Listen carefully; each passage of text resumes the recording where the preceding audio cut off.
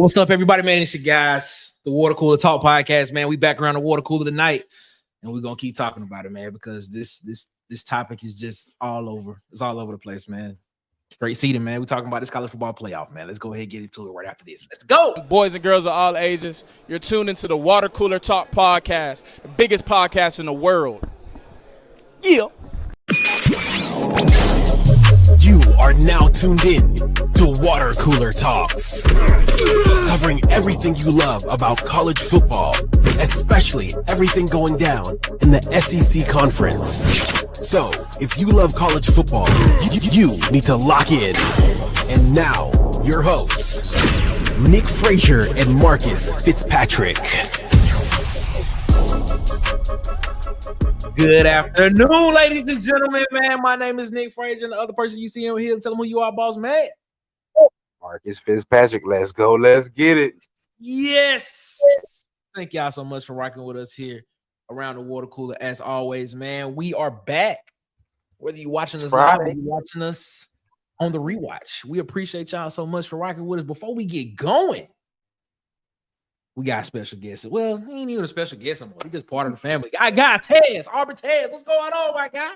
What's going on, man? How y'all doing? We doing great, man. Doing great. Can't complain, bro. Can't complain at all.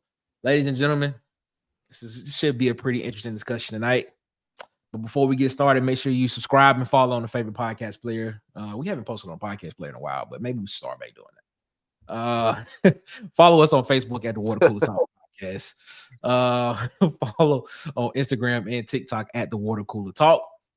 And ladies and gentlemen, see that right there? See what it say right there at the bottom?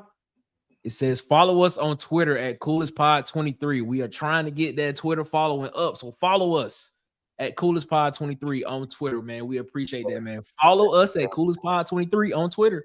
Follow us at CoolestPod23 on Twitter. I'm gonna keep saying it. And then, of course, subscribe, like, share, and hit the notification bell button here on YouTube. So you know when we post more videos and when we go live. Then we like 17 people away, 16, 17 people away from 600. We're trying to hit that 600 subscribers. Help us get there. Tell your friend to tell a friend to tell a friend. Oh, yeah. Come around the water cooler, man, because we appreciate y'all so much, man. Thank y'all so much for rocking with us here. As always, man, take a look at the comments before we get going, bro. Auburn Dad is in the chat with us, man. What's going on, Auburn Dad? Hope everything's going good. What's up, Auburn Dad? How are you? Yes, sir. Yes, sir. Auburn Dad. He said, man, I wish we was at 3. That vast improvement. He's referring to the thumbnail. I have Auburn at number 3 in the thumbnail in the college football playoff bracket season. So that's what he's referring to. So if you see what he's talking about, that's what he's talking about. I got it. If you look at the thumbnail when this is over with, take a look at that, and you'll see how I got the team seated. So it's just interesting. Just an interesting little play on thing. I got JT, man. He said, change the way you look at things, and the way you look at things will change. Wayne W. Dyer. Shout out to we coming with the quote. I'm with it. If we number 3, if he see us being number 3, maybe we can end up being number 3. That's what I'm saying. That's what he said. Change the way you look at things. So if you change the way you see that, the way you look at it will change. See, Auburn will be a winning team. That's what he said. And look what he said. He said, because that's the way I look at it. That I think it is good people just to take what they see 1 year and let their opinion stay like that. Because if you look at it from a different perspective, opinions change. That's why I always say I try to look at everything from a 360-degree view. I'm with you. That's what this is. Like mine did. Think it's good how it is. Yes, sir. That's what I'm talking about. King Richard, what's going on, man? Warrior Eagle to you, my guy. Hope all is good with you, man. Everybody speaking to everybody in the chat. He's saying, what's up, JT? And there he is, the sweet Sugar Bear Williams himself. What's up, Huggy? What's up, Huggy? What's going on, Huggy? What's up, everybody? God dang, Huggy. He said, what's good, Nick? What's good, Huggy? You know, as always, keeping my head above the water cooler. As always. He said, what's happening, Marcus? What's up, Huggy? My dog. What's up? He said, what's up, AU Tez? Huggy, my guy. What's the deal, man? That's what I'm telling you, man. JT, he got it right there. He says, like and subscribe. Come on now. Y'all heard the man. Like and subscribe. And guess what? And guess what else you should do? After you like and subscribe to the YouTube channel, the Water Cooler Talk Sports YouTube channel, You know what else you should do? You should go follow us at CoolersPod23 on Twitter. Do that as well. I like how you elevate that up, though. Like that, man. I like that. I like all that. Telling you, man, like us, man. We trying to blow up Shawait. That's what we trying to do. We trying to blow up Shawait. That's what we trying to do, man. You know, I love coming with quotes every day. Yeah, JT, that's it. Every day you gotta come with a quote now. You started, you gotta come with a quote every day, man. You gotta come with a quote. 17 people away from 600, ladies and gentlemen. We're 17 got people. You a job, JT. You got you a job. Like, subscribe, do everything, become the Jew Ice, become the Jew Ice Cubes in the water cooler. And keep your head above the water cooler. Exactly, man. That's what I'm saying. Happy early birthday, Huggy. That's what I'm saying, man. His birthday is actually tomorrow, the 22nd. I'm glad to hear that. Happy early birthday to the Huggy Beard himself. What you got planned, Huggy? Yeah, what you got planned? He's gonna be his great self because he's great. That's what he's gonna be doing. He meant to say new, not Jew. My bad. You good? Yes. I was like, huh? Jew water cooler. Okay. All right. It's cool. You know, no disrespect. It is what it is. But ladies and gentlemen, man, we here, man. Before we get into this conversation, man, big news came out in the recruiting world today. Yeah. News came out. 5-star edge. 5-star. Wait a minute. Ken Richard said today is his little girl's 13th birthday. Happy birthday. Happy born day. Happy born day to her, man. Hope y'all have a great birthday to you. Hope y'all have a great weekend out there, man. As always, man. And we hope she has many, many more. But indeed. Big news came out of Auburn recruiting today. All right, talk to him. And I don't know if it's the best news for Auburn.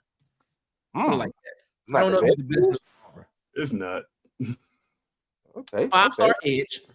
5-star edge, and who is a top 10 play. Well, I think you would consider him to be a consistent 5-star across all recruiting platforms. Zion Ely from Maryland, from St. Francis Academy out of Maryland, has shut his recruitment down. And he is sticking with his commitment to Maryland. Even though he had an OV planned for Auburn, had an official visit planned for Auburn, he also was going to come back for unofficial as well, according to what he said at Junior Day earlier this month. And he said that he was going to keep trying to build that relationship with Auburn. That's where you saw Wayne Dorsey come in, who was one of his position coaches when he was in high school up there at St. Francis Academy. And of course, DJ Durkin having that pipeline there to Baltimore into that Maryland area. Thought we would have a good chance at him potentially flipping his commitment from Maryland to Auburn. Came out today and said he's shutting it down. He canceled all of his official visits, and he is a Maryland Terp. You want to stay at home, man? Hey. Can't be mad at that. You can't blame him for staying at home. Can't be mad at him, man. He want his family to see him play. Hey, you can't be mad at him, man. So we wish him all the best.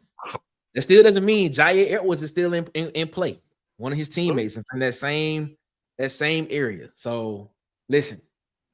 It just means we have to win the recruiting battle on the field. 10 wins, the kid will have a change of tune. That's what I'm saying. He'll take the call. I'm gonna ask you this question. I'll ask you this question. Before we get into the top, I'm gonna ask you this question. Do you think if Auburn would have won 8-9 games last year and show improvement from year one, do you think he would have done this? I think probably so.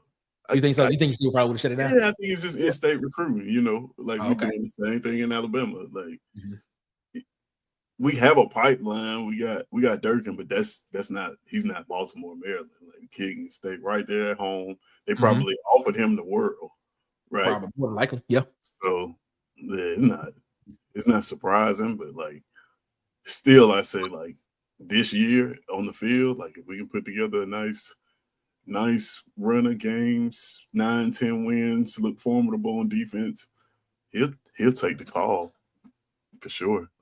Yeah. What was you gonna say, Marcus? Ted said most of it, but I really can't blame him for staying at home. But what I was thinking is if he shut it down like this, somebody had to be in his ear. So it has to be a reason behind closed doors for him to abruptly shut it down with Mhm. so much on the table. And like Mhm. Ted said, I think the only thing that can change that at this point is Auburn being in the news, being a top tier team, and you hearing Auburn a lot this year, Mhm. and possibly a playoff berth. So it's just like at that point, maybe his family would change the tune. Maybe somebody would push him to go to Auburn because, like you said, his position coach is already in his ear about Auburn. But Mhm. unfortunately, he chose to stay at home. But Yeah. more power to him, and Yeah. I hope he succeeds in Maryland. You, Yeah. you know what it tells me too? Excuse me. Go ahead. I'm sorry. Go ahead. It tells me that somebody in Maryland knows that you can't let that kid go visit Auburn. Yep, Mm. yep. Mm. Somebody in there knows, like, I've been down there before. Auburn hot right now. Auburn hot right now, bro. They know, like, he can't go on that campus. Yeah, Mhm. Auburn We hot need right to get him to shut it down immediately. So Yeah, if you just joining us or if you just tuning in, or you just tuning in on the rewatch, Zion Ely, 5-star edge out of St. Francis Academy in Maryland, has shut down his commitment. Had an OV scheduled to Auburn, had some unofficial visits that he's going to take back to Auburn. But earlier today, he tweeted out, and Hayes Fawcett also tweeted out that he was shutting his commitment down and he's going to stick to his commitment with Maryland.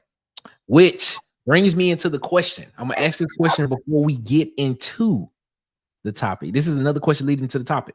How much? Because Maryland's in the Big Ten, if I'm correct. Let me make sure. Maryland is in the Big Ten. Mhm. How much does this segueing into this? How much does this new agreement that the SEC and Big Ten have of basically having this autonomy over what the college football playoff looks like? Basically, starting in 2026, having this autonomy of potentially having these 4 automatic qualifying spots will affect recruiting, will affect guys from going to other SEC schools like this. Like, how do you think this type of decision? Do you think that played any type of decision in his decision not to come to Auburn, knowing that he's in the conference that is just as big and has just as much power as the SEC does? now. You want me to go first, Tez, or you? Go ahead. Go ahead. no, you got I don't think so. Me personally, I don't think that they played a part in it. Like Ted said, I think someone got in his ear, and they didn't want him to come down here to the plains because it's hot in Auburn right now. But I don't think the conference played a big role in it because, like you said previously I think Wednesday, the SEC is running things. The Big Ten is there, but the SEC is running things. Like they controlling a lot right now. Okay. So I think if you're any athlete, you want to come to the SEC. I don't. Okay, I'm gonna put it like this. I'm gonna push back on that a little bit. I don't know about that. The I thing don't know about about it is, Nick. The thing about it is, Nick. The Big Ten is up and coming. The SEC has been there. the Big Ten But is back to back. The Big Ten is back to back national champions.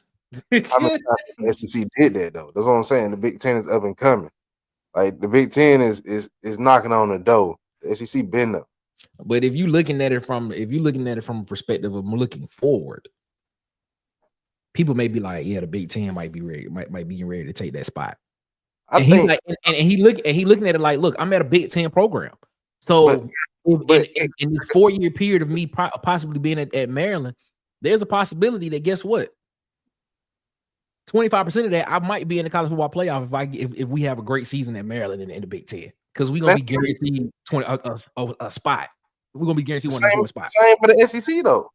yeah, but that lets me know that it's Go that ahead. lets Go me ahead. know that the home team played a big part of it because he had like Penn State, Oregon on there too. So he could have stayed in the Big Ten and went to a school that, you know, already in the college football playoff. True. Like, that was his concern. So like I think he just wanted to stay at home. I don't blame him. That's all I think. Stay home, let him play close to his family. I don't blame him. Go ahead, Marcus. I was gonna say that's what I think. Like somebody wanted him to stay close to Maryland. Okay. All right. All right, fellas. Because to your point, Nick, before we get up out this segment, what I will say is the Big Ten is up and coming, but I think that them attaching themselves to the SEC when they did was a smart, calculated move by the SEC. So wait. So the Big Ten attaching themselves to the SEC was a smart, calculated move by the SEC? Yes. The Big Ten attaching themselves to the SEC was a smart move by the SEC? Yes. Okay, explain that, please. Because the SEC attaching themselves, like you said, if the Big Ten is surpassing the SEC, now the SEC and them are aligned together. So now neither one can go, like you said, above and beyond, because now they're right there. So if they do choose to, if they both get big or whatever you saying, surpass the SEC, now they can both, how can I say, detach themselves and be both powerful entities together. They both align together. Okay, so you saying the SEC attaching themselves to the Big Ten was a Yes. smart, calculated move, not the Big Ten attaching themselves to the SEC. However you want to say it. Okay, I just want to make sure. Okay, I just want to make sure, because if the Big Ten is attaching themselves, then that means it's smart for them to do it. I just want to make sure. True. All right. Okay. Cool. So basically, I just want to make sure from the way you explained it, you explain from the perspective of the SEC attaching themselves to the Big Ten. Big Ten. That's what I'm saying. That was a smart move. Okay, so it's a smart move on the SEC's part. Okay, that's what I'm saying. I just want to make sure I had it correctly. Okay, cool. All right, fellas, let's go ahead and let's get into it, man. This morning, news came out about there potentially could be changes to the college football playoff as early as this coming up season in 2025. Not expansion, but in a way that the 12-team playoff will be seeded this year. So if you're looking at it, I want to remind everybody of how the seeding happens now. So basically, the top 4 conference champions receive a bye. As you saw this year, Clemson was ranked outside of the top 12, but because they were a conference champion, they received a bye as well. So, and then everything else was seeded out. Everybody else was ranked out after that. What was reported this morning by Heather Dennis on Get Up on ESPN is that now the SEC and the Big Ten are very strongly in favor of potentially having this year be a season of where it is just straight seeding 1 through 12, and it matches what the committee's top 12 would look like moving forward this year. This potentially could change it, but the hurdle to that is that all 10 commissioners of the football league, so the Power 4, the 5 in the group of 5 commissioners, and the Notre Dame athletic director, all has to agree that this change has to happen for this season to happen. I mean, for this to happen this season. So I'm gonna ask you guys this question: do you prefer it this way, or do you want it to be the way that it has been? The 4 highest ranked champions get the first round buys for this season, or do you just want to have it straight seeded this season? Start with you first, Marcus. I kind of like this, but then again, you get into the argument of competition level once you get there as well, because it, like you said, with the Indianas and all those teams that went into the playoffs this year, they got waxed because they was in the top 12 or they won a conference. But then again, you might end up seeing a lot of SEC teams in the top 12 if you end up playing it out that way. So, hey, I actually like it. So, I hope that the 10 vote unanimously on this decision. Tez, what you thinking? Yo, What you thinking, Tez? yeah, sorry, man. I got some camera problems, but yeah, I'm with the straight seeding. Like I think Okay. they should just go with the straight seeding. I don't know. I'm just in favor of it, especially at the conference level. Hold on a second. Yeah, especially at the conference level, I just prefer the straight seeding because kind of like Marcus said, you could end up with a bunch of teams from the SEC in the playoff. In which, if that's the goal for these two conferences to just pretty much lock the other teams out, then I think that's what we'll see. But I don't know. I don't think that I don't think it would make for a entertaining product. I think that a lot of other teams and those other teams and conferences and fans on other parts of the country would be upset about that. So, yeah, I just think they just should go with straight seeding this season. So I'm gonna ask you this. So basically, you would rather go with straight seeding this year, but then the potential of what potentially could come next year in 2026, to where it will be 4 automatic qualifiers from the Big Ten and the SEC, 2 from the Big 12 and the ACC, 1 from the Group of 5, and then 1 from Notre Dame if they finish in the top 14. So you would rather just have 1 year of straight seeding in the college football playoff and then go back to where they have automatic qualifiers starting in 2026? Well, Nick, hold on. Just to think about it. Think about it. If you look as it is now, it was almost 3 to 4 Big Ten to SEC teams in the playoffs this year. I think it was 3 SEC teams and 3 Big Ten teams, if I'm not mistaken. So just think about it. And the only reason why another SEC team didn't make it is because of the committee.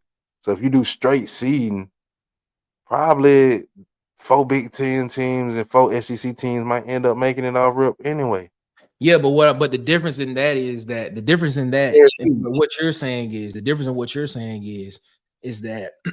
in the way that you're saying it now, with it being straight seeding, it would be straight seeded 1 through 12 if that were to happen this year in 2025. So whoever's at 1, 2, 3, or 4 would be the first 4, and they would get a bye.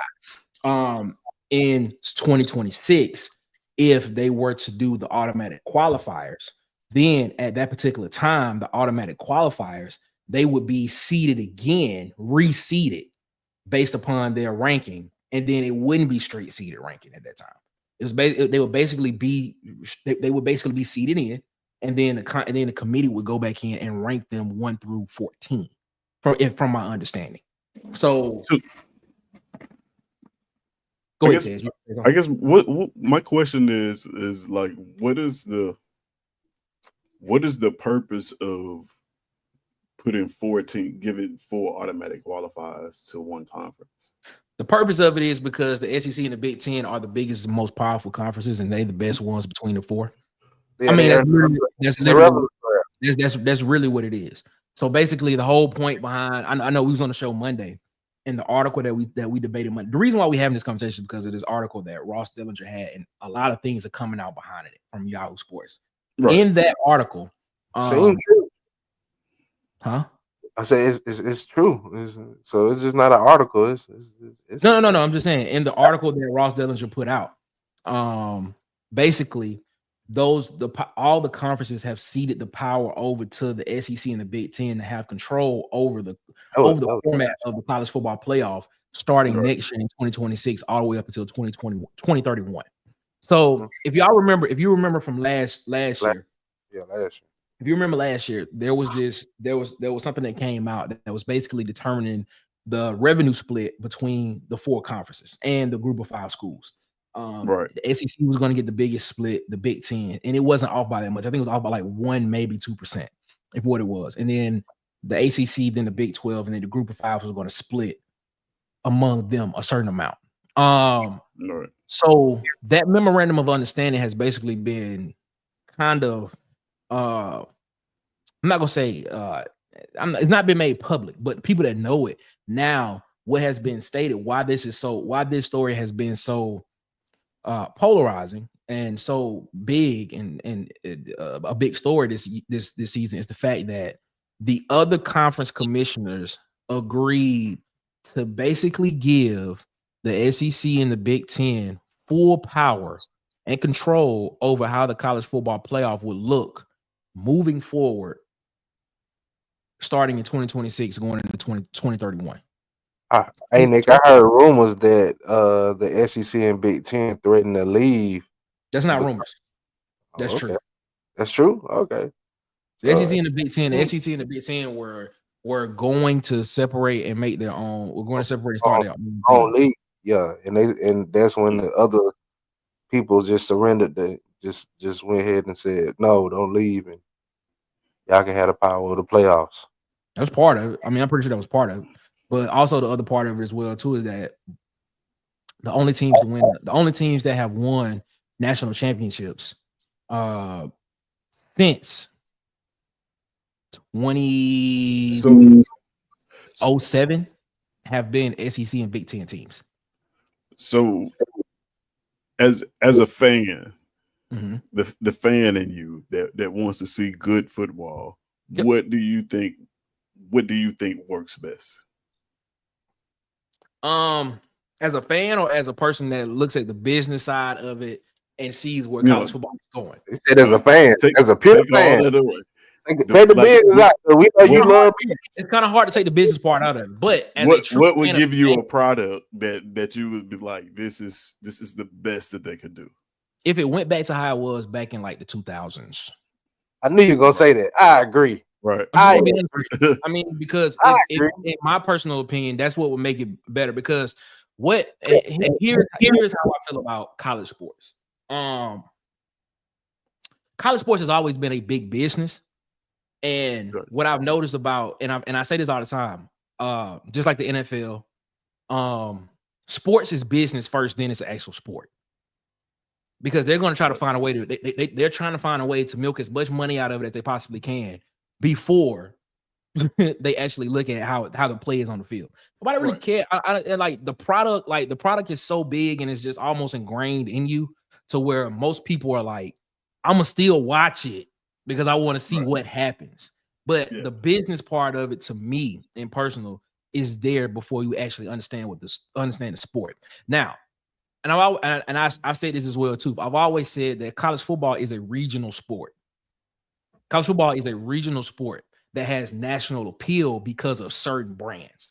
So when you look at an Alabama, when you look at an Ohio State, when you look at a USC, when you look at a Texas, when you look at a Florida or Miami, really all the Florida schools, when you look at all those brands, they have national appeals.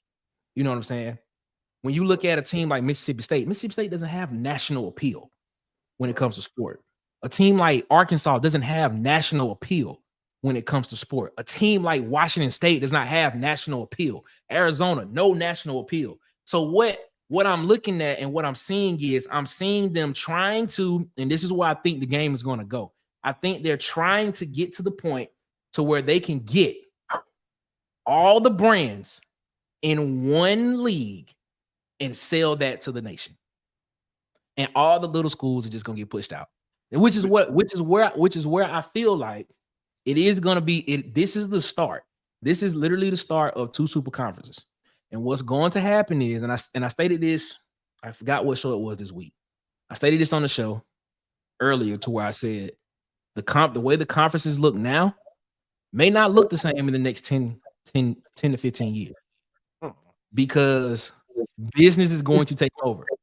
You may, if Auburn continues the way, if I put it like this, if we were 5 to 7 years in the future and Auburn was on a 5-year losing streak,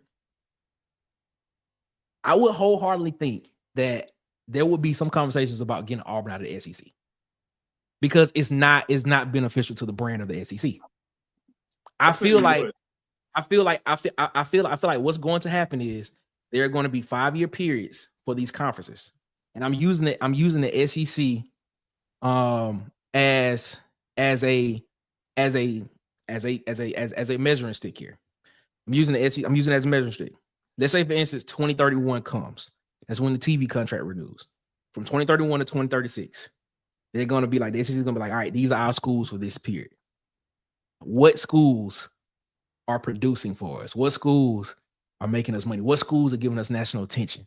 At the end of that, 2036 period, when that TV contract renews or whatever time it renews, they're going to reevaluate and they're going to look at this and be like, all right, that school.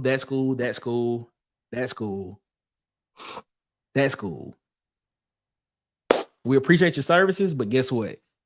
You haven't made the SEC. You haven't made the college football playoff. You're costing us money. You're damaging the brand. We're going to pull you out, and we're going to go get these other schools that are actually playing good football, and we're going to bring them in and see how they incorporate into the conference.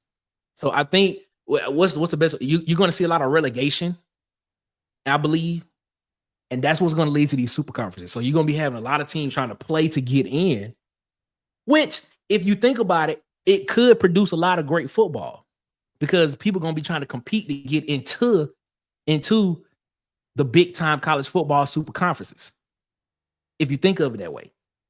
But it could be bad too, because now you got teams and schools trying to get into these two super conferences instead of it being how it was before, when it was just regional, when everything, when the region mattered, when it mattered about being the SEC and winning the SEC. And then if the winner of the SEC goes and plays in the Sugar Bowl, like that mattered. You know what I'm saying? Made bowl games matter. But go ahead. That's not, but like that's not what makes college football college football. It's not. That's professional NFL. Yeah, like I don't want to. This is what I'm saying. As a fan, I don't want to see that. In college football, very true. No, yeah, I don't want to see that. I want to see a Vanderbilt get an opportunity to knock off some top teams. I want to see, like, you know what I mean? I want to see these dark horse teams like a South Carolina this year that nobody was expecting to do anything that would, you know, by that metric, possibly be voted out of the SEC.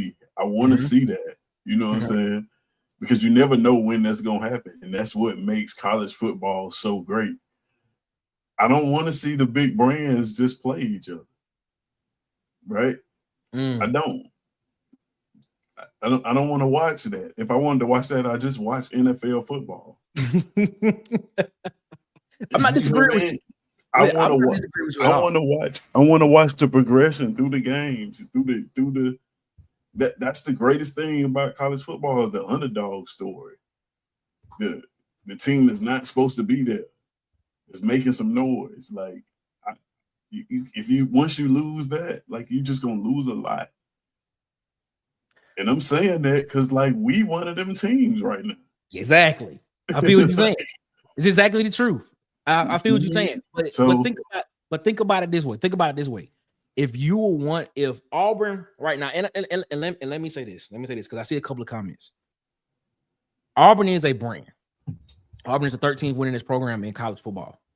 That's a brand. That is something that Auburn should be promoting a lot of. But when you look at it, I always talk about recency bias. What have you done for me lately? What have you done lately? What do you look like lately? And lately, we haven't looked great. Not at all.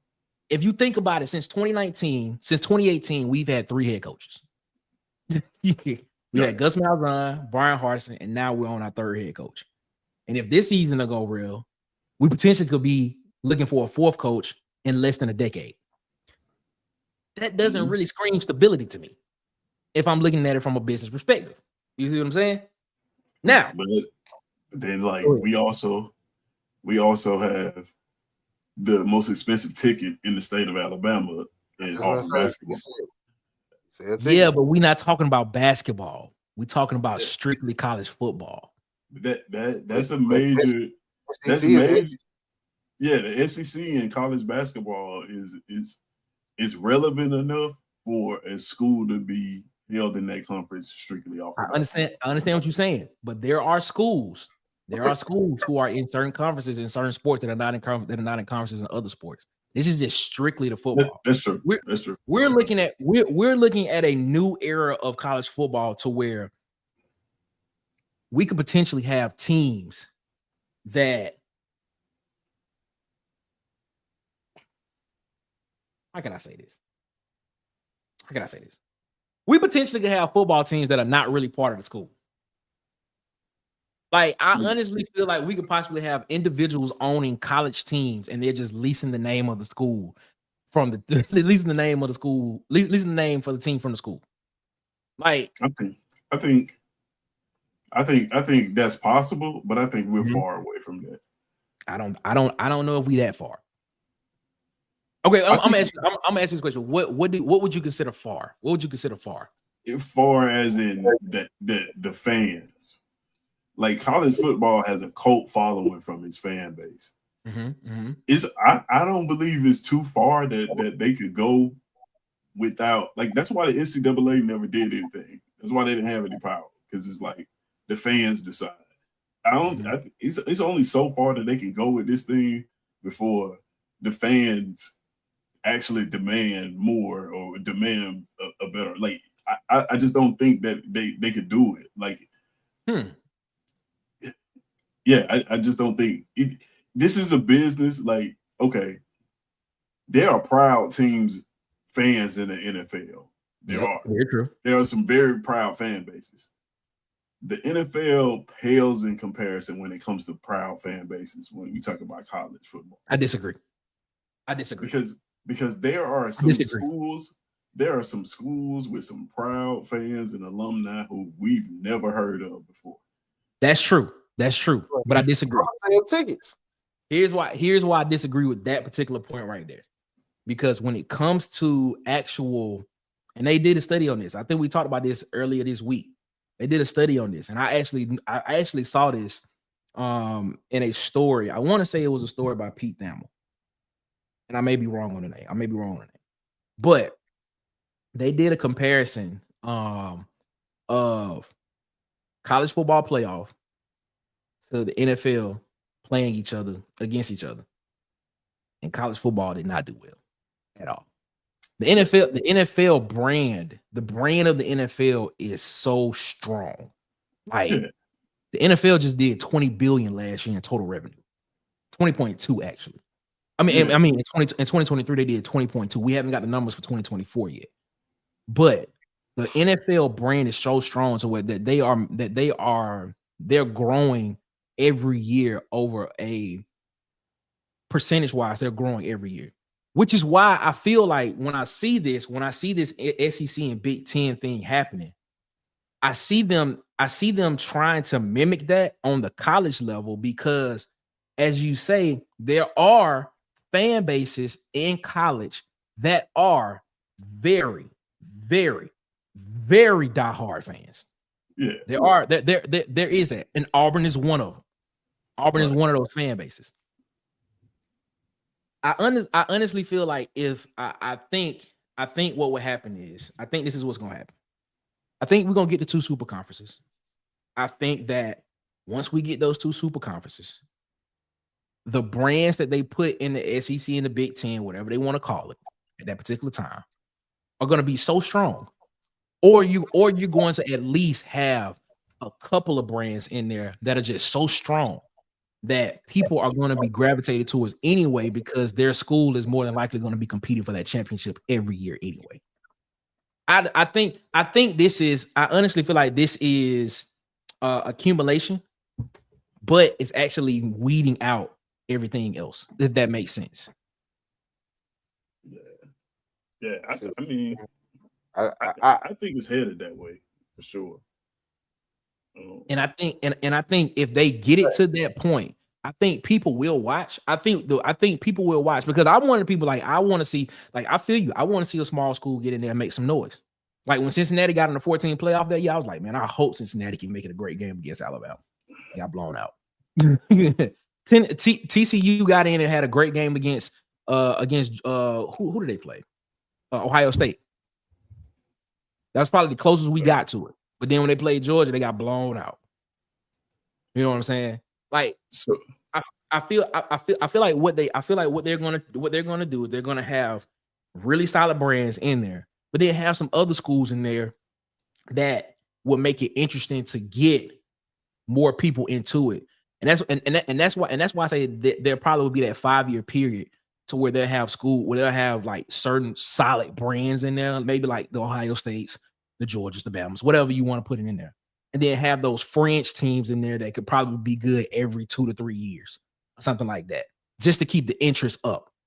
And then they'll be like, all right, let's relegate this school down and bring this school in because this school has been winning. This fan base, now we're seeing that this fan base is entrenched into their school. We can get them in for the next 5 years and see how they compete. Now, if they compete and they stay, okay, we'll keep it moving. But if not, all right, in that 5-year period, maybe a Troy, maybe a South Alabama, maybe a Coastal Carolina fan base start winning. They'd be like, all right, let's see what's happening here. Let's see how we can milk this situation. And things isn't going that way. But that's like, that happens now. Of course. It happens now. Even without the conferences, like those teams got to win. They have to be consistently good. Now, of course, not now because last year because of the 12-team playoff, but at a 14 playoff or back in BCS, like those teams have to be consistently good. Like a lot of those teams that you see hadn't lost a game in 2 seasons, stuff like that. Like for them to get recognized. So it's kind of the same thing. Like that same thing can happen now without doing that. Like I think what you'll see is it's going to lead to a kind of like an NIT tournament, you know. You'll get it because those lower conferences, in order for them to play competitive football, they're gonna have to play for something. So like, exactly. Yeah, you'll get a lower level tournament. So and maybe you get them 2 winners to play each other. Who knows? My question to y'all is, Will Bunn was talking about it. So with your vision of how things will eventually be, Nick, with 2 teams, do you think that it's going to ruin college rivalries? No. As we go on with the destruction of all the conferences? No. That Will Bunn said that he feels like he's going to ruin the game and kill the rivalries of the game. I don't think so. What makes college football? I don't think so. I honestly don't think so. I mean, I don't believe so. I'll put it that way. I don't believe so. Because when you think about it, name the biggest rivalries you know. You said the biggest rivalry that I know. Name the biggest rivalries that you know. I'm going Iron Bowl all day. Okay, Auburn, Alabama. Name another one. Ohio State, Michigan. Okay, name another one. Miami, Florida State. Name another one. Georgia, Auburn. Name another one. Duke, North Carolina. Name another one. Dang it. Georgia, Florida, LSU, Auburn, Texas A&M, Texas, Oklahoma. When you hear those names, what do you think of when you hear those names? Have we even mentioned South Alabama and Troy? No. Exactly. Is what I'm saying? Have we mentioned Arizona State and Arizona? Even though Arizona State was just in the playoff last year, have we mentioned them 2 schools? So when you think about this, when you think about it, these names that we just named are all brand name schools that more than likely are going to be in that super conference moving forward. So how's the scheduling go? Do you still play those teams? You will have to. You will have to. I mean, the Big Ten and SEC has already necessarily, but you got to. The SEC and the Big Ten your initiative too, but you don't have to. I mean, the SEC and the Big Ten have already basically stated that they have a memorandum of, I guess, basically saying that they're going to play each other, in conference anyway. So I'm just saying, I mean, out of conference anyway. So even if those schools get in, and you have other schools up there that's playing each other, they're gonna end up playing each other anyway. So if you have a Auburn, Florida, South Carolina, Georgia, Alabama, Tennessee, if you have those schools in the SEC, and then you have Ohio State, Michigan, Penn State, Oregon, who will probably be in there. You know, if you have those schools in there, they probably going to end up playing each other anyway. So, I mean, I just think there are a lot of people who are smarter than us. Well, I'm saying smarter than me. I don't know. A lot of people that are smarter than me that do this full time for a living, and I'm pretty sure that they have a plan of how to make it work. Because I don't think that Greg Sankey and Tony Petitti, who are the conference commissioners for the SEC and the Big Ten, would strike out and do this without having some type of understanding of how it could work and how it would appease to the actual fan. Or do you think that they think their brand is strong enough to withstand anything? More than likely. Okay. A little ego, maybe. I think that's what it is. I think there's some ego in there. I ain't gonna lie about that. I got a feeling there's some ego. I mean, it is what it is. Yeah, I don't know, man. Like,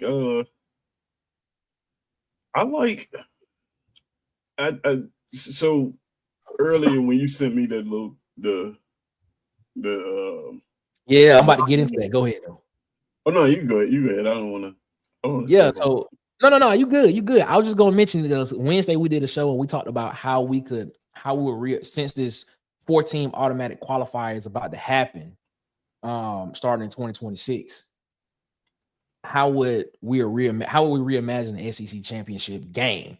Not the SEC championship winner, but the SEC championship game, and how we could make it work to where it'll be appeasing to everybody.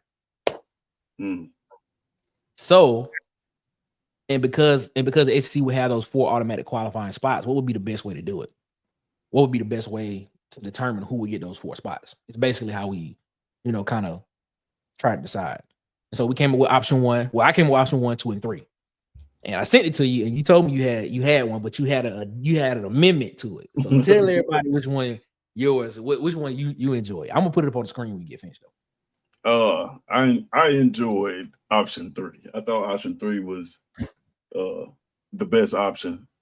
SEC tournament, basically. A season tournament. Right. I didn't like the divisions. Okay. Partially because one of the reasons I didn't like the divisions is because I like the way the SEC is scheduling things now with no divisions. And like a lot of people don't see it right now, but after this year when the non what do you call them? The teams you play every year when they flip, everybody gets them. Yeah, everybody's gonna get pretty much a brand new schedule. You're gonna get new SEC opponents. So like right now we have Georgia and Alabama is the teams that we play every year, no matter what. We're going to get new SEC opponents after this year, right?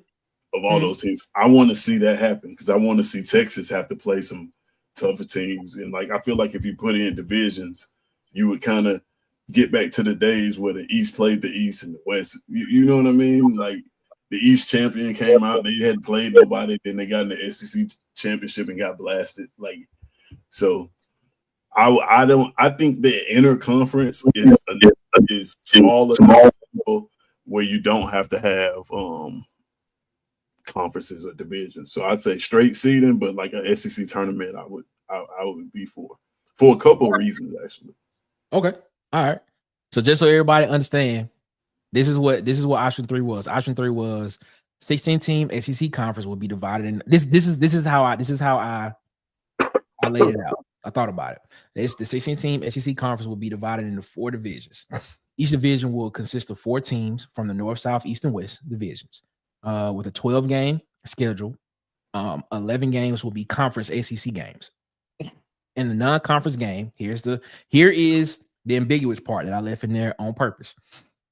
And the non-conference game will be against an opponent of similar competitive advantage. You decide what that means. The winners of the divisions will qualify for the 4 automatic spots to represent the SEC in the college football playoff. This is just in the SEC. Now, I also put an addendum down here. If you just because I've stated I don't really care about the SEC championship game itself. I don't.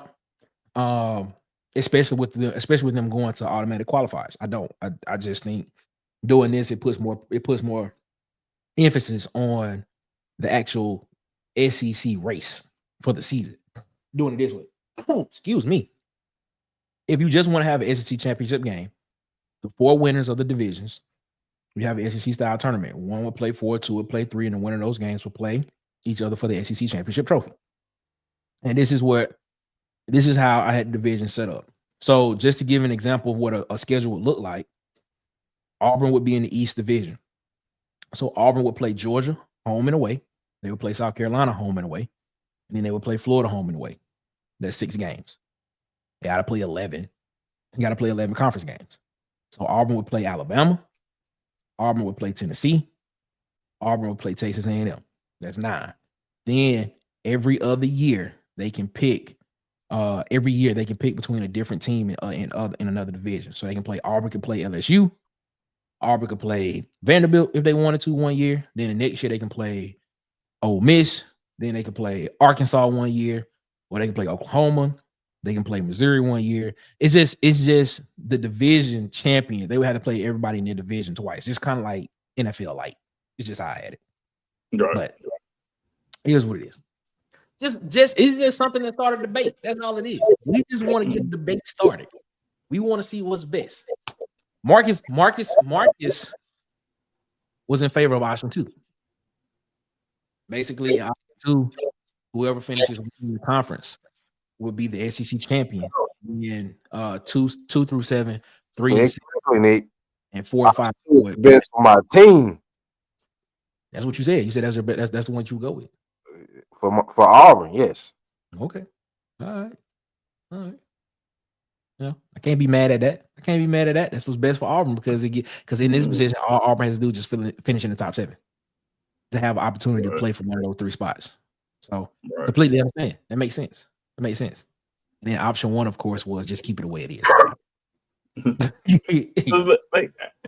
So I thought about this. I'm in favor of a SEC tournament. I'm in favor of conference tournaments, 4-game conference tournaments in football. Okay. To give it a these are your automatic qualifiers. Instead of rewarding a team for running through a weak conference like that or whatever, like make them play a tournament, make teams play tournaments, these 4-team tournaments, and that's how you determine your conference champion. And that team gets an automatic bid into the playoffs. We reseed the rest of them, and then we just go like business as usual. Not mad at that. Now you have a play-in you have play-in games at the tournament level, at the conference level. Yeah. So now you get the 4th team. So like this year, Alabama would have been able to play themselves into the playoff. I doubt they would have beat those SEC teams to get there, but I'm just saying, like, when you rank 4, you can play your way into the tournament, play your way into a bye week, not a bye week, but just like a playoff berth guaranteed by winning this tournament. I would watch that. I definitely would. And it'll take away a lot of the argument because like a lot of the teams so think about the argument this year was, should Alabama be in, right? Yep. So are you saying it'll be 1 versus 4 and 2 versus 3? Yeah, you eliminate that argument because now they have an opportunity to win themselves in. Okay. They don't win themselves in, then no, you don't deserve to be in. I'm not finna just put you in there because of whatever you think you should be in there. You see what I'm saying? What would you say to a person? What would you say to a person that's too much football? Well, we had too much football already. Like they took the lid off of it. We finna be. It's gonna be some extra games. Okay, yeah. So which leads into another point. I tweeted out today that Texas, Nebraska, and I think USC has canceled their spring games. Right. Yeah.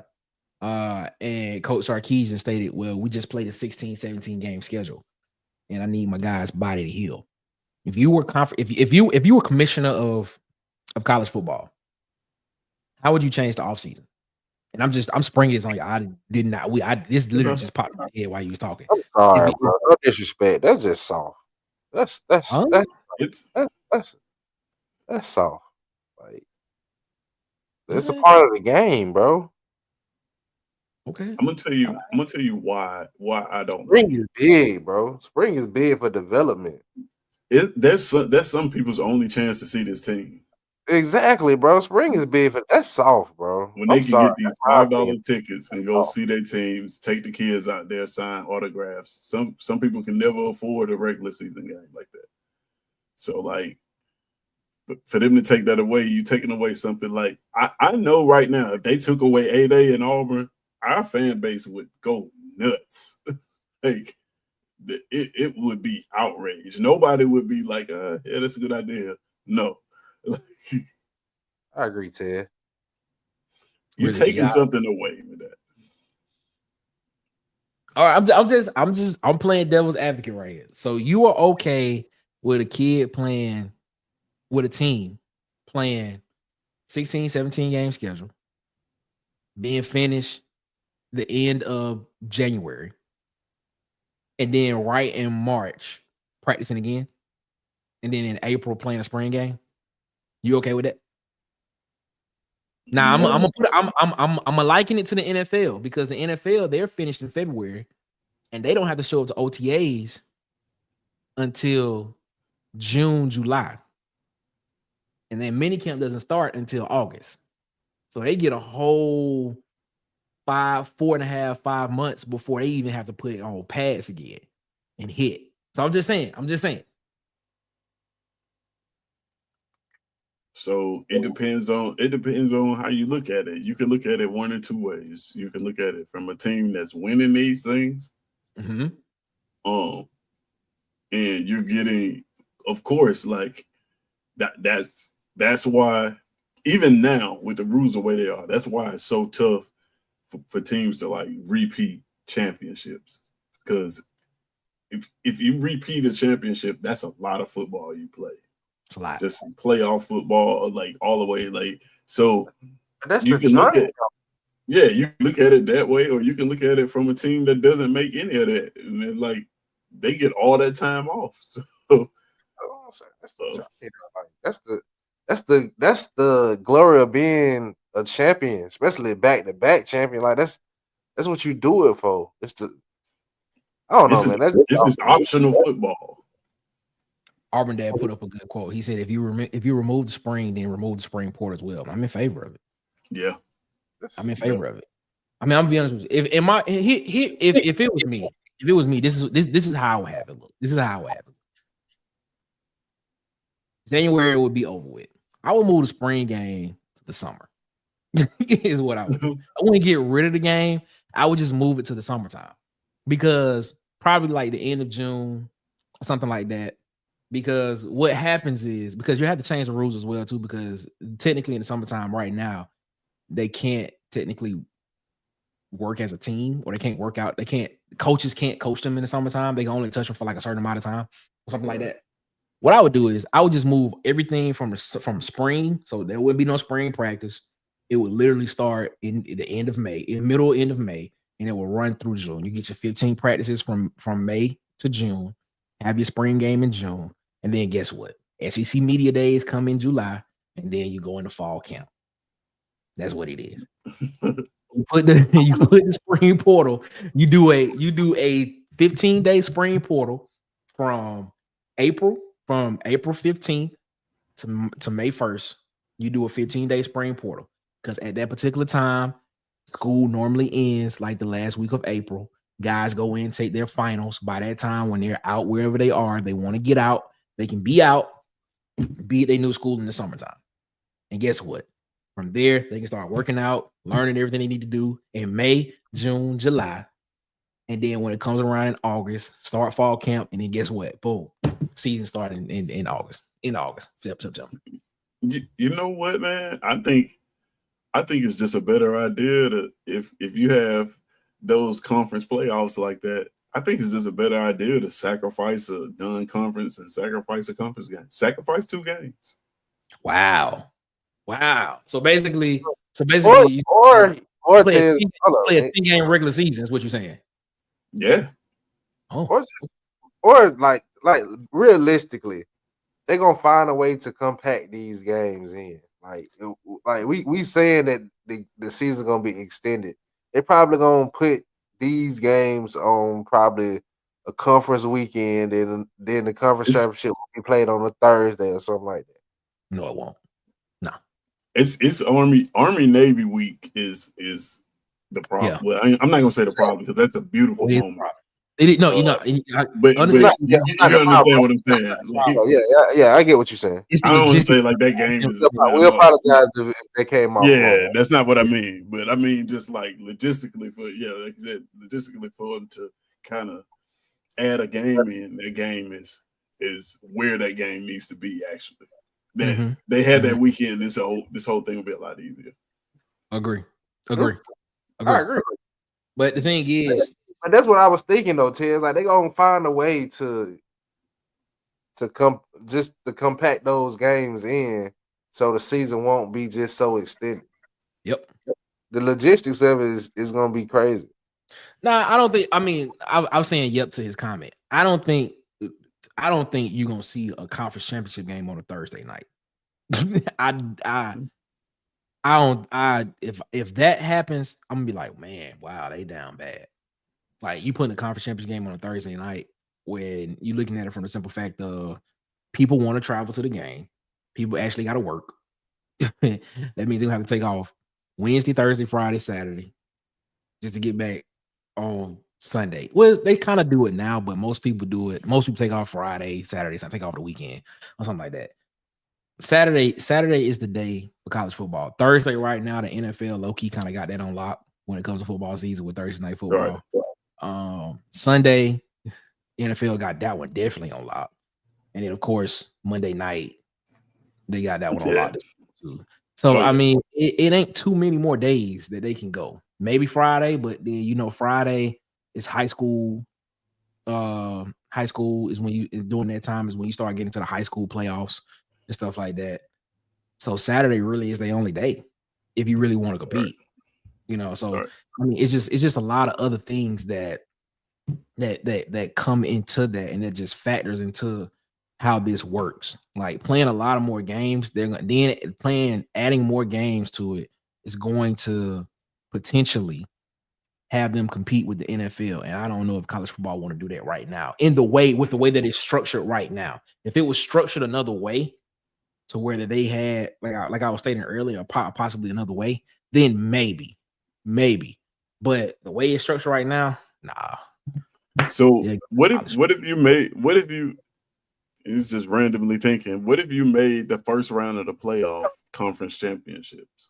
That would be, I mean, that's crazy. I mean, but here's the thing though. You could literally have a conference champion because you got to think about it. You got to think about this as well too. In the teams that have divisions, like the ACC and the ACC has 2 divisions. So you could literally have a conference championship in the ACC to where the conference champion could be an 8-4, 9-3 conference champion. Okay. And then the debate will be, all right, this 9-3 conference champion is in the playoff with. But okay, but think about it though. If that team is that record, that means they're probably number 4. If they go out and they beat the number 1 team in the ACC, and then come back and beat the number 2 or 3 team in the SEC, in the ACC, they deserve a playoff spot. Until South Carolina, I'm willing to concede that in any conference. So you go through a 14 format, you win it, you deserve a playoff spot. I give you a playoff spot. I'm not gonna give you a bye week. But here's the thing about the ACC. The ACC wouldn't need a 14 playoff. They would just need a conference championship game because they're only going to get in this format only 2 automatic qualifiers. Right. So they will only need they would need the conference championship game because whoever wins that game, more than likely, them two will automatically get in, but they just gonna do it to see who will be the champion. So they don't really need a 14 thing. The SEC and the Big Ten are the ones that will more likely do it, just so they can determine who will be the other two teams to get in. I might not want to watch 4 Big Ten teams in my playoffs. Like, you know what I'm saying? Like, why are you forcing me to take 4 Big Ten teams and forcing the rest of the country to take 4 SEC teams? I just think like you should have to win your way in the playoffs. Agree. Like, that's what makes it work. In a perfect world, you have 1 through 14, and you just see 1 through 14, and what Marcus just said. That money. Like a lot of people don't like the play-in tournament in the NBA. I mean, it is what it is, but I understand why they did it. Like, you should have to win your way in the playoffs to get the last 2 spots.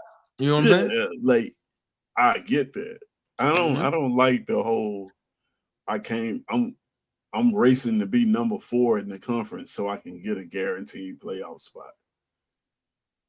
Like, nah, if you get number 4 in the conference, you still need to go out there and win some type of tournament before we put you in the playoff. Exactly. Agree. Exactly. So I mean, I wholeheartedly understand what you're saying. That make all the sense in the world. You know what I'm saying? When you look at this, and but here's the question. I'm gonna ask y'all this before we get up out of here. How does this affect Auburn though? How does this affect Auburn football? Like, which scenario are we talking? Either one. Like, is Auburn good enough right now? Is Auburn good enough right now to be in that conversation? Yeah, I think so. Okay. I think we definitely. That's what I'm saying. Yes, this works out in Auburn's favor. Yeah. Okay. Yeah, because I don't know if we top of the conference yet. I don't know if we number 1 in the SEC. Like a play-in. I can see us coming in 3 or 4 in the SEC and benefiting from either 4 guaranteed spot or some sort of playoff. Yeah. All right. Y'all heard it here first, ladies and gentlemen. They said they think Auburn is great enough to be in that thing. To be in that thing. That's what they said. All right. Yeah, I agree with that. Okay. That's what's up, man. That's what's up. Hey, ladies and gentlemen, man, we appreciate y'all so much, man. If y'all got anything else y'all want to talk about, hit it up right now before we get up out of here. Marcus, Tez, anything on y'all mind y'all want to speak about before we get up out of here? I already asked my question. Man, just hopefully they consider an SEC tournament, bro. I was thinking about that, and it's like, I know we love that SEC championship game, but if we could get 2 games and then another game the next week, but that'd be the SEC championship game. So, but that's what I'm saying. If we get an extra game in there and the SEC championship game, I'm with that. Why not? I'm with that. Why not? I would love that. Yeah, I'm with that 100%. All right. I'm telling you, man, more football, it means more for us, man. That's what it is, bro. I appreciate it, man. Go ahead. Do that put more pressure on Hugh Freeze? Hugh Freeze got a bunch of pressure on him. Right now. But so he got so much pressure on him right now. It don't even matter. It don't even matter. I don't even know if he get more pressure, he would probably feel it. He probably wouldn't even feel it. You are a fool for that one. I mean, it probably feel all the same to him, just being honest. It really probably just feel all the same to him. He just like, man, if I just win, I think I'm good. Yeah. That's probably how he feels, you know. So it ain't, I'm not gonna sit here and say it puts more pressure on him. I think he'll be aware of it, but I ain't gonna sit here and say it's gonna put more pressure on him. He got a lot on him right now. So we'll see what happens in that situation. We'll see what's going on. King Richard, he said, ask for my email address. There it is, King Richard. Right there. That's the email address right there, King. Just hit me up whenever you get a chance. Why you doing this to us? So what? Talking about his comment, because he telling the truth, but righteously, like, you gotta try to have some type of faith. For real. No, he got a point. It was very true. He telling the truth. Oh, he told the truth. He got a point. We ain't been on that level in a while, bro. Probably what, 7 years? We ain't been on that level. Probably in a good 7 years. We ain't been on that level. We haven't. Yeah. No, we haven't. No. Yeah, but the goofy face dude. Shout out to the Huggy Bear. Tez, Tell the people they can find you at, my guy, before we get up out of here. Man, my camera's not acting right, but you can find me at the Sharpshooters Podcast every Tuesday, 7:00. And you can find me down in the bottom left-hand corner at Codename Tez on Twitter. Come follow me. I'll be posting stuff. Just to do posting stuff. Yeah, you can find me in the club. What you got to say to people before we get up out of here, Marcus? Man, y'all be safe, man. Have a great weekend. Huggy, happy birthday. Happy birthday to King Richard's Happy daughter. birthday, Huggy. King Richard, tell your daughter happy birthday. Y'all be safe, man. Enjoy. Be blessed, man. And come back. Yes. Huggy ever told us his plans, man, for his birthday? He did tell us his plans. Let me go back to it. This is what he said. He said he's gonna be kicking with the folks in the trap. Nah. That's what he said. Let me find it real quick because I want to put it up. I'm gonna put it up. Hold up. Doing Huggy things. Here it is right here. He said, I'm taking my 8-year-old daughter to 8-year-olds to his first concert. Friends of mine, they came out of retirement a couple of years ago. They playing in Beham. So I'm gonna go back home to the neighborhood and kick it. Then showtime. That's what he said. Oh man. You're doing Huggy things. You doing Huggy things, man. That's what he do. That's what it is. Real man. smooth. Real smooth. Real player. Yeah, make sure you follow us on Facebook at the Water Cooler Talk Podcast, on Facebook, on Instagram and TikTok at the Water Cooler Talk. Ladies and gentlemen, follow us at Coolest Pod 23 on Twitter. Follow us at Coolest Pod 23 on Twitter. Follow us at Coolest Pod 23 on Twitter. And then, of course, subscribe, like, share, hit the notification bell button here on YouTube. Subscribe, like, share, hit the notification bell button here on YouTube. Subscribe, like, and share, hit the notification bell button here on YouTube. We're trying to add more cubes to the cooler, man. We're trying to get to 600, man. We're trying to get to 600. I will tell you all this. There are a lot of things coming down the road for the Water Cooler Talk, Water Cooler Talk Sports. We will be expanding. That's all I'm going to say. So be ready, because taking this thing seriously, taking this thing to the next level. And we're going to try to be everywhere we possibly can. So announcements coming soon. How soon? Probably within the next 2 to 3 months. So be on the lookout. It's going to be big. It's going to be big, man. We appreciate y'all so much for rocking with us here around the Water Cooler. If all hearts and minds are clear, ladies and gentlemen, until next time, you all have a good one. Better yet, y'all have a great one. As always, y'all be blessed, man. Be blessed. Until we see y'all again, one love. Guess what, ladies and gentlemen? We out this month. Holla. Happy birthday, Huggy. Happy birthday, King Richard's daughter. Peace. Boys and girls of all ages, you're tuned into the Water Cooler Talk Podcast, the biggest podcast in the world. Yeah. Going live.